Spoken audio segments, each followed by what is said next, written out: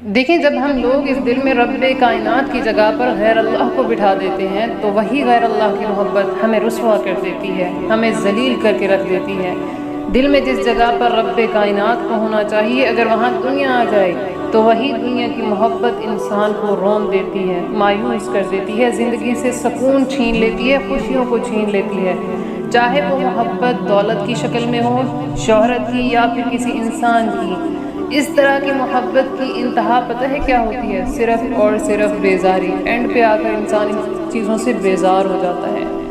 دیکھیں، for example, اگر آپ کی گاڑی میں پیٹرول ختم ہو جائے اور آپ کہیں جی آج پیٹرول نہیں ڈلواتے کیونکہ پیٹرول بہت مہنگا ہے، ٹھیک ہے، آج اس میں کولڈ ڈرنک ڈال دیتے ہیں، کوئی جوس وغیرہ ڈال دیتے ہیں، تو پتہ ہے کیا ہوگا؟ نہ صرف یہ کہ آپ کی گاڑی نہیں چلے گی بلکہ آپ کی گاڑی کا بیڑا غرق ہو جائے گا۔ یہی صورتحال ہمارے دل کے ساتھ ہوتی ہے۔ جب ہم اپنے دل میں رب کائنات کی جگہ پر اس دنیا کو لا کر بٹھاتے ہیں تو ہمارا دل بھی تباہ و برباد ہو جاتا ہے۔ صرف رب کی محبت ہے جو ہمیں خود سے ملاتی ہے، جو ہمیں پاک کر دیتی ہے، ہمیں سکون دیتی ہے۔